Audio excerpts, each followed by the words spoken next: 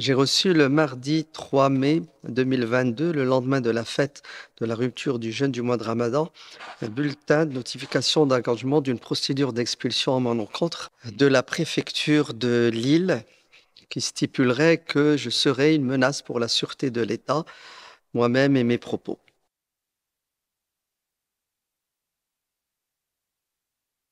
Je suis né en France le 2 juin 1964 à Denain dans le Nord. J'ai été scolarisé depuis la maternelle jusqu'à la fac en France. Je suis titulaire d'une licence d'arabe, une maîtrise d'histoire. Je suis marié, père de 5 enfants, grand-père de 15 petits-enfants. J'ai enseigné pendant un laps de temps dans un lycée, le français, l'histoire et la géo.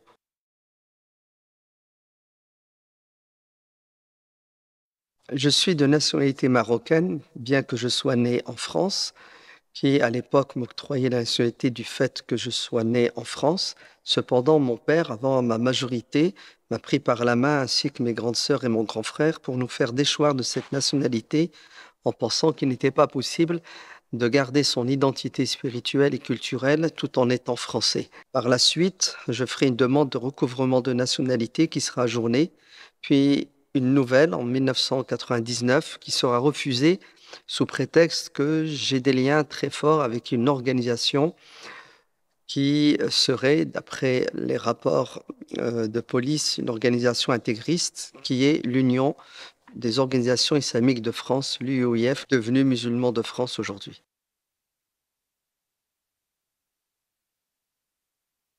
Je suis français de fait, je suis français dans le cœur et dans l'âme, je suis français dans la pensée et dans ma culture. Malheureusement, je subis une injustice puisqu'on m'a privé de ma nationalité et aujourd'hui, on veut me priver de mon pays, de ma région. On veut m'éloigner de ma femme, de mes enfants et de mes petits-enfants, ce que je considère être une injustice.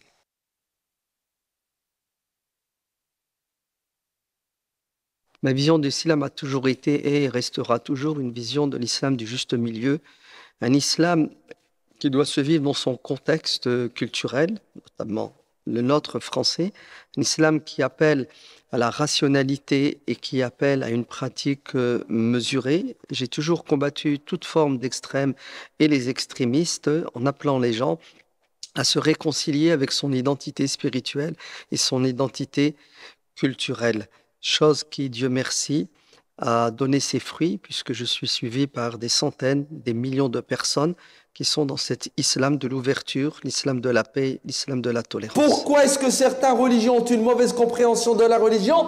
Parce qu'ils ne connaissent pas le contexte. Ainsi, ils restent dans le texte, et le texte, quand vous le prenez à la lettre, parfois il entre en conflit avec la réalité, le contexte, et ça pousse les gens à quoi? À ne pas pouvoir pratiquer la religion ou à la pratiquer dans la difficulté. Vous êtes français et musulman, et soyez fiers d'être les deux. L'islam est une religion magnifique, belle, et la France est un beau pays qui a besoin de vous pour l'améliorer. J'ai toujours prêché un islam du juste milieu, un islam contextualisé qui réconcilie le musulman avec son identité culturelle, spirituelle et son identité nationale. Les musulmans doivent être fiers d'être français, d'être musulmans.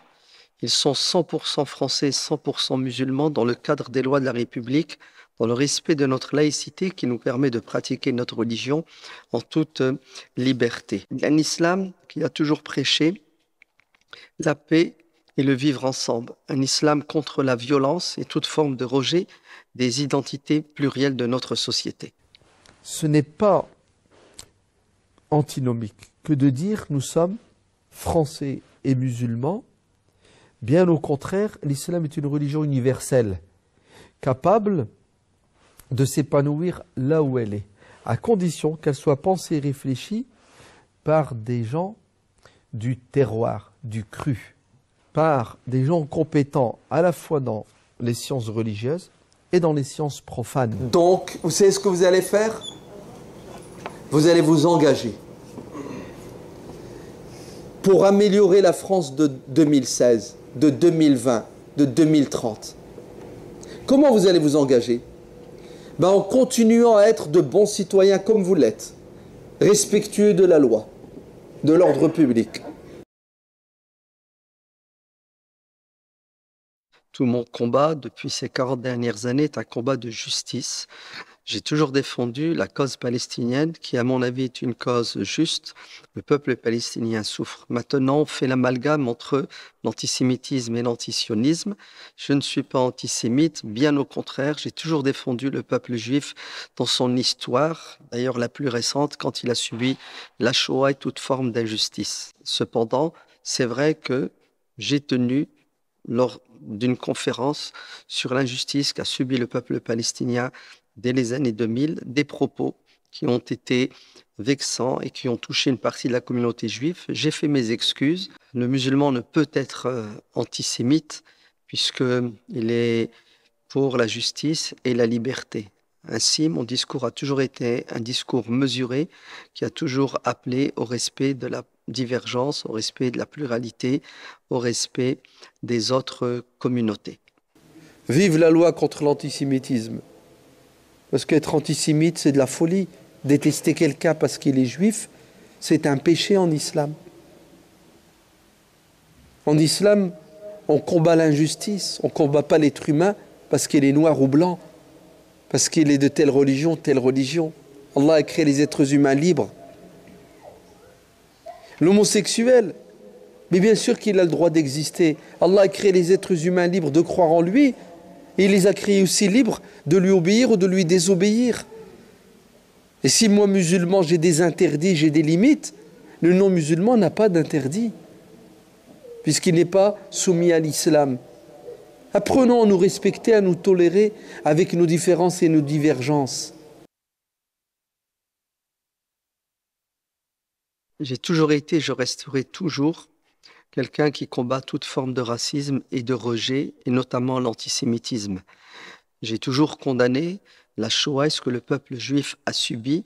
Je sais faire la différence entre un juif non sioniste et un juif sioniste qui soutient les injustices de l'État d'Israël. Je ne suis pas dans le complotisme, mais je suis dans la critique de toute forme d'injustice, qu'elle émane d'une personne ou qu'elle émane d'un État. C'est que parler aujourd'hui de la Palestine et de Gaza, c'est du domaine du courage, voire même de la folie de l'inconscience. Car vous allez être taxés d'antisémites. Par contre, nous sommes antisionistes. Et vous faites la différence entre le judaïsme et le sionisme, j'espère. Le judaïsme est une religion respectable.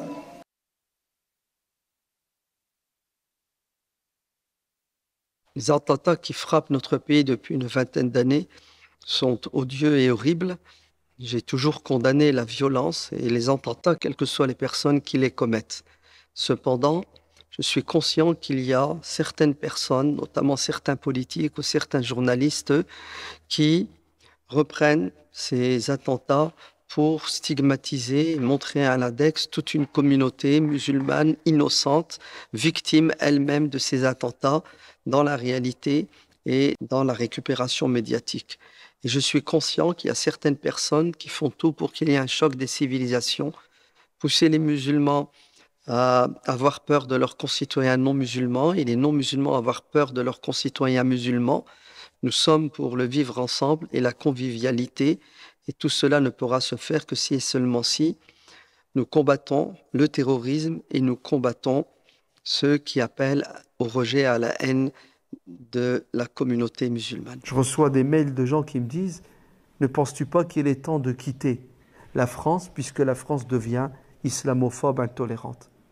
Je dis vous tombez dans le piège des ennemis de la France, dans le piège des ennemis de l'islam, dans le piège des terroristes qui veulent nous terroriser pour nous empêcher de vivre dans la fraternité humaine. C'est maintenant justement que tu dois être 10 fois plus français que tu ne l'étais avant. Parce qu'un des pièges des terroristes, c'est de vous pousser à renier votre identité nationale. C'est-à-dire vous pousser à détester votre pays, la France, sous prétexte que la France combat l'islam, n'aime pas l'islam, etc., etc. C'est ce qu'ils veulent. C'est ce qu'ils veulent. Oui, ils veulent vous manipuler, ça s'appelle la manipulation, pour vous transformer en bombes humaines, comme ils sont devenus des bombes humaines. J'ai toujours dit que le musulman français devait respecter sa loi, et sa loi, c'est la loi de la République, c'est la loi française qui nous permet d'être musulmans, de nous épanouir dans notre spiritualité. Nous sommes 100% français, 100% musulmans dans le cadre légal de la loi.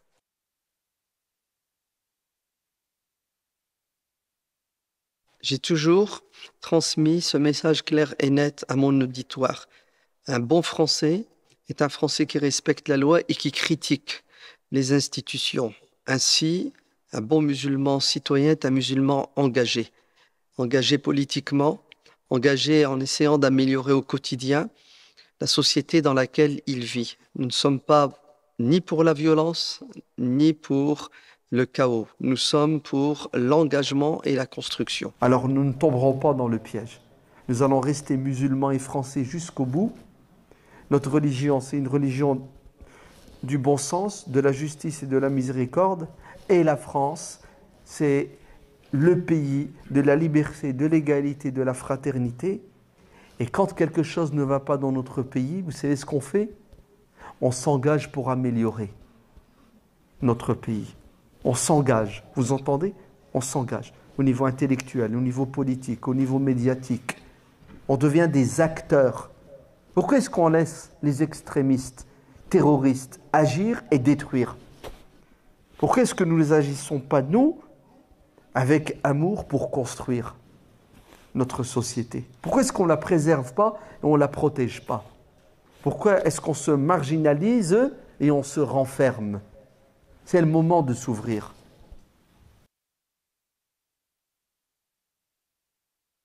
Les bras m'en tombent, j'ai toujours été un progressiste et mes discours ont toujours été dans le sens de la tolérance, tout en respectant nos valeurs familiales et tout en étant dans un islam d'ouverture et de tolérance à l'égard des différentes communautés de notre pays.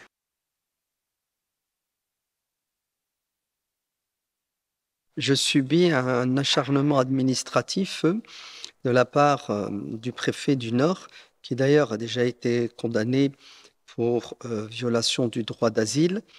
On ne veut pas me renouveler ma carte de séjour. Je fais tout le nécessaire pour me défendre et je fais confiance à la justice pour recouvrer mes droits en tant que citoyen français.